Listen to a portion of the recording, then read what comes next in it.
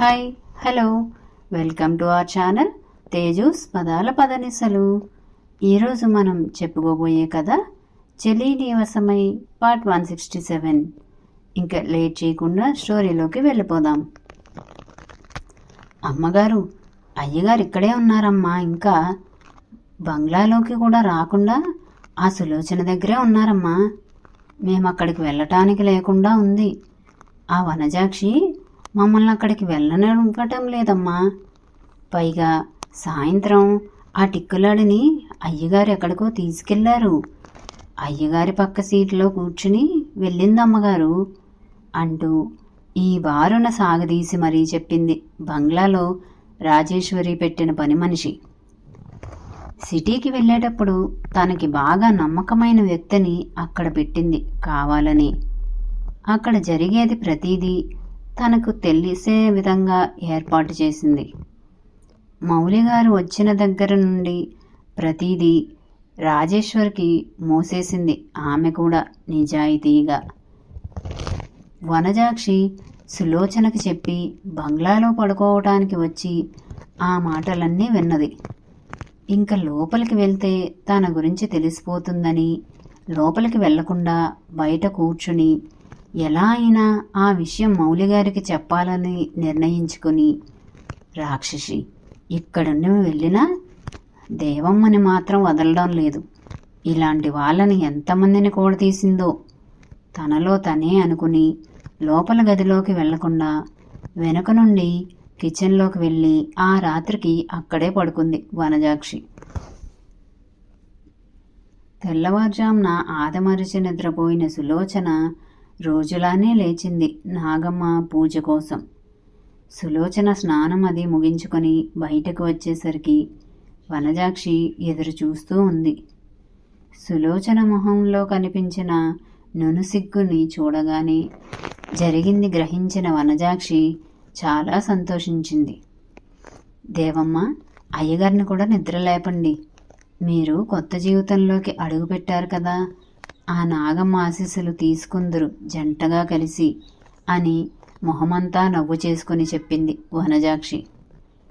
అంటే ఆయన మత్తుగా పడుకున్నారు అని చెప్పబోయి తనేం చెప్తుందో గుర్తొచ్చేసరికి సిగ్గుతో ఆగిపోయి వెంటనే గదిలోకి వెళ్ళింది వనజాక్షిని చూడలేక. అప్పటి వరకు చప్పుడు చేయకూడదు అని జాగ్రత్తగా ఉన్న సులోచన వనజాక్షి నుండి తప్పించుకోవడానికి తలుపుని కాస్త గట్టిగా తొయ్యటంతో ఆ చప్పుడికి చిన్నగా లేచి కళ్ళు తెరిచిన మౌలిగారు అప్పటికే స్నానం చేసి ఉన్న సులోచనని చూసి లేచి టైం చూశారు. రాత్రి జరిగిన దానికి ఆయన్ని చూడలేక తలదించుకున్న సులోచనని చూసి చిన్నగా నవ్వుతూ, అప్పుడే లేచావా అని అడిగారు. అన్నట్లుగా తల ఊపింది. కానీ ఆయన్ని కూడా లేవమని చెప్పలేకపోయింది. నాతో ఏమన్నా పనుందా? చాలా నెమ్మదిగా అడిగారు మౌలి. అంటే నాగమ్మ పూజ అని పూర్తి చేయకుండా ఆగిపోయింది సులోచన. మనం కలిసి చేయాలని అనుకుంటున్నావా అని అడిగారు. అంటే మనం పూజ చెయ్యలేకపోయినా ఆశీర్వాదం తీసుకోవచ్చు కదా, అందుకే అంది తడబడుతూ. సులోచన, నువ్వు నా భార్య అన్న హక్కుతో అన్ని రకాలుగా నేను అలానే ప్రవర్తిస్తున్నాను. మరి నువ్వు కూడా ఆ హక్కు తీసుకోవాలి కదా. నువ్వు నాతో ఏదైనా చెప్పొచ్చు. అది నాకు నచ్చితే అలానే అంటాను. నచ్చకపోతే ఎందుకు నచ్చట్లేదో నీకు అర్థమయ్యేలా చెప్తాను. అంతేకాని నువ్వు నా దగ్గర ఇలా బెరుగ్గా ఉంటే నాకు కష్టంగా ఉంటుంది అన్నారు మౌలి. 2 క్షణాలు తటపటాయించింది. కానీ తర్వాత మెల్లగా తలెత్తి, నేను నీళ్లు పెడతాను, త్వరగా రండి అంది చాలా చిన్నగా. మౌలిగారు నవ్వుకుంటూ బయటకు వెళ్ళేసరికి సులోచన వేడి నీళ్లు సిద్ధం చేయటంతో స్నానం చేసి సులోచన తెచ్చిచ్చిన పంచె కట్టుకుని, ఇంత ఉదయమే ఈ పంచె ఎలా తెప్పించావు అని అడిగారు. మన పెళ్లి జరిగినప్పుడు పిన్నమ్మ వాళ్ళు ఇచ్చినవి నా దగ్గరే ఉన్నాయి. వాటిలోనిదే ఇది అని చెప్పింది. వాళ్ళు సిద్ధమయ్యి బయటకు వచ్చేసరికి రామయ్య ఉండటంతో ఒక్క క్షణం వాళ్ళిద్దరినీ చూసి పూజ మొదలుపెట్టారు. అన్నయ్య, అర్చన చేయండి అని కొబ్బరికాయలో అనివి తెమ్మని వనజాక్షికి చెప్పింది సులోచన. రామయ్య పూజ చేస్తున్నంతసేపు ఆ నాగమ్మని చూస్తూ తనకి అంతటి సంతోషం ప్రసాదించినందుకు కృతజ్ఞతలు చెప్పుకుంటూనే ఉంది సులోచన. రామయ్య వాళ్ళని దీవించి వెళ్ళగానే కాఫీ తెచ్చి ఇచ్చింది సులోచన. నువ్వు తెచ్చుకో అన్నారు మౌలిగారు. నాకు అలవాటు లేదు, మీరు తాగండి, ఈలోపు నేను టిఫిన్ సిద్ధం చేస్తాను అంది. కాసేపు కూర్చుంటే ఏమవ్వదు, ఇలా కూర్చో అని సులోచన చెయ్యి పట్టి తన పక్కన కూర్చునేలా చేశారాయన. ఆ సమయంలో వాళ్ళు నాగమ్మ ఆలయానికి కాస్త దూరంలో ఉన్న చెక్క కుర్చీలో కూర్చున్నారు. బంగ్లా పై అంతస్తు నుండి చూస్తుంటే వాళ్ళు స్పష్టంగా కనిపిస్తున్నారు. ఆ గది శుభ్రం చేయటానికి అని వెళ్ళిన ఆ పని మనిషి పైనుండి జరిగేదంతా చూస్తూనే ఉంది. కాసేపు కూర్చుని టిఫిన్ చేయాలి అన్న వంకతో సులోచన లోపలికి వెళ్ళగానే అయ్యగారు అని వనజాక్షి పిలిచింది ఆ పని మనిషి గురించి చెప్పటానికి. అయితే అదే సమయంలో ఊళ్ళో వాళ్ళు రావడంతో చెప్పే అవకాశం లేక వెనక్కి వచ్చింది. ఆ సాయంత్రం వరకు వనజాక్షికి మాట్లాడే అవకాశం రాలేదు.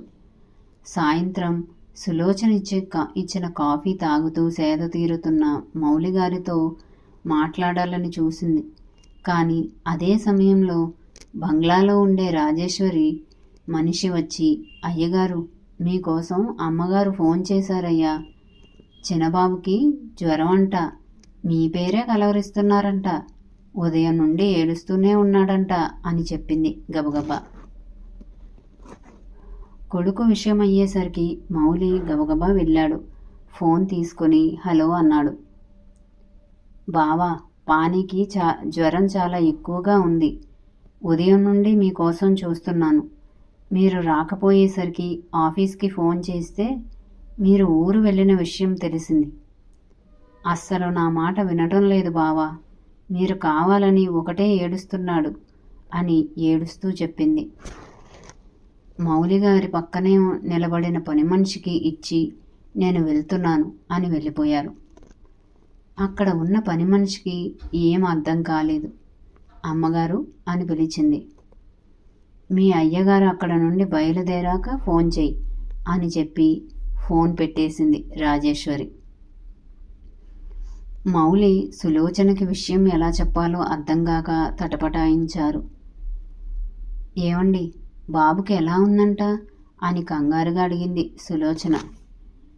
ఆయన ఏం సమాధానం చెప్పకపోవడంతో మీ బట్టలన్నీ సర్దుతున్నాను, మీరు వెంటనే వెళ్ళండి, బాబు ఎంత బాధపడుతున్నాడో అని కంగారుగా బట్టలు సర్దుతుంటే, నీకు బాధగా లేదా అని అడిగారు ఆయన.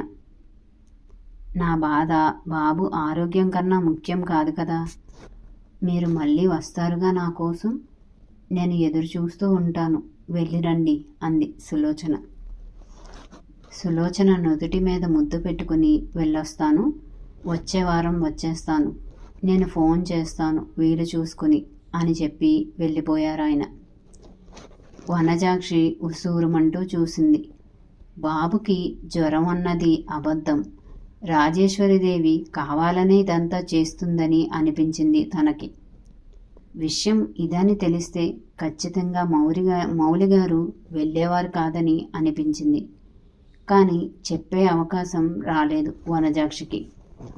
మౌలిగారు ఇంటికి వెళ్ళేసరికి అర్ధరాత్రి సమయం అయ్యింది. కొడుకుని చూడాలని మనసు ఎంత పీకుతున్నా ఆ సమయంలో రాజేశ్వరి ఉన్న గదిలోకి వెళ్ళడానికి తటపటాయించారు. చివరికి వెళ్ళటానికి నిర్ణయించుకుని తలుపు తట్టాడు. అదే సమయంలో పని మనిషి బయటకు రావడంతో కాస్త దూరంగా నిలబడి మౌలి పిలుస్తాడేమో అన్నట్లు చూసింది. ఆమె రావడం చూసి పిల్లల గురించి అడిగాడు మౌలి. ఇంతకు ముందు వరకు ఏడుస్తూనే ఉన్నారయ్యా, అమ్మగారు బలవంతంగా మందులు వేసి పడుకోబెట్టారు అని చెప్పింది ఆమె. అయితే అప్పటికే మౌలిగారు తలుపు కొట్టడంతో బయటకు వచ్చింది రాజేశ్వరి. రాజేశ్వరి బయటకు రావడంతో మౌలిగారు లోపలికి వెళ్ళి చూశారు. పిల్లలిద్దరూ ప్రశాంతంగా పడుకొని కనిపించారు. బాబు తల నిమిరి టెంపరేచర్ చూశారు. నార్మల్ టెంపరేచర్లోనే ఉండటంతో వాళ్ళిద్దరి నుదుటి మీద ముద్దు పెట్టి బయటకు రావడానికి వెనక్కి తిరగగా గది తలుపులు మూస్తూ కనిపించింది రాజేశ్వరి. మౌలిగారు కళ్ళు చిన్నవి చేసి చూశారు. వాడు మిమ్మల్ని కలవరిస్తూ పడుకున్నాడు. మీరు పక్కనే ఉంటే మంచిది కదా అంది చిన్నగా. నేను హాల్లోనే ఉంటాను, అవసరమైతే పిలువు అని మరో మాటకి అవకాశం లేకుండా హాల్లోకి వెళ్ళిపోయారు. రాజేశ్వరి మనసు కుతకుతలాడిపోయింది. పిల్లల పేరు చెప్తే అన్న ఆ గదిలో ఉంటాడని ఊహించింది. కానీ కొడుక్కి జ్వరం అని తెలిసి కూడా అక్కడ ఉండకుండా బయటకు వెళ్ళిపోయాడంటే మౌలి మనసు తన పట్ల ఎంతగా విరిగిపోయిందో అని అర్థం చేసుకోకుండా దానికి కూడా కారణం సులోచన అని, కొత్తగా ఆమె మీద పుట్టుకొచ్చిన ప్రేమే కారణమని, ఆ ప్రేమని ఎలాగైనా నాశనం చేయాలని అనుకుని ఆ రాత్రంతా నిద్రపోకుండా ఆలోచిస్తూనే ఉంది.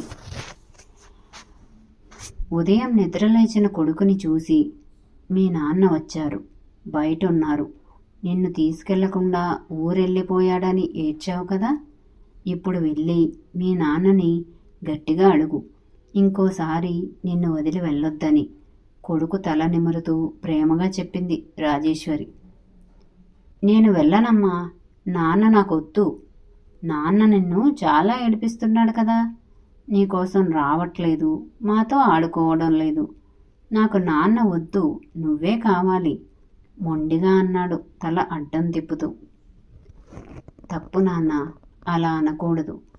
నాన్నంటే అమ్మకు చాలా ఇష్టం కదా.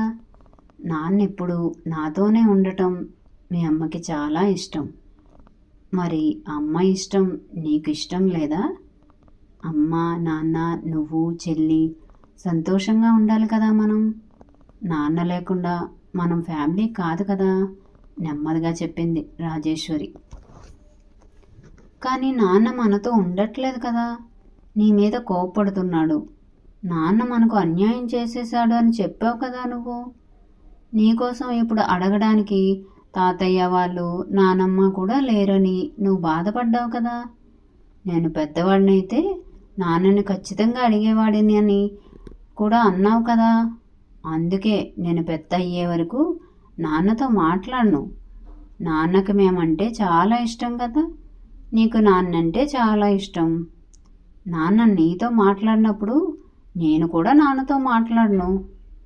తల్లి చెప్పిన మాటల వల్లనో లేక వరుసగా జరిగిన సంఘటనలు ఆ పసి మనసులో ముద్ర వేసిన విషబీజాల వల్లనో ఆ వయసులోని తండ్రి మీద ద్వేషాన్ని పెంచుకున్నాడు చక్రపాణి. అయితే నీకు అమ్మంటే చాలా ఇష్టం కదా, అమ్మ చెప్పినట్లు చెయ్యి. ఇప్పుడు నాన్న దగ్గరికి వెళ్ళి మాట్లాడు. నీకు జ్వరం తగ్గిందా అని అడుగుతాడు. తగ్గిపోయింది అని చెప్పు. నువ్వు మమ్మల్ని వదిలి ఎప్పుడు వెళ్ళకు అని నాన్నని బ్రతిమాలు.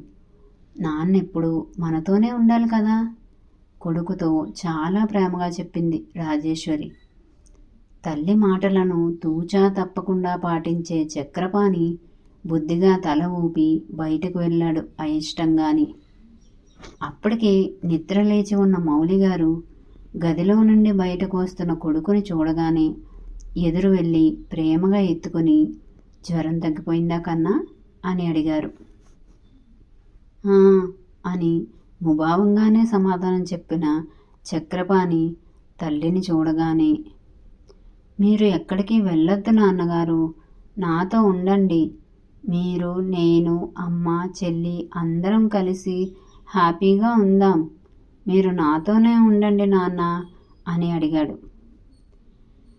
నేను మిమ్మల్ని వదిలేసి ఎక్కడికి వెళ్తాను కన్నా, నేనెప్పుడూ నీతోనే ఉంటాను అని చెప్పారు ఆయన కూడా సంతోషంగా కొడుకు తన దగ్గరికి రావడమే కాకుండా తనతో ముందులా మాట్లాడటంతో కొడుకుతో సమయాన్ని గడుపుతూ హాల్లోనే చాలాసేపు ఉన్నారు.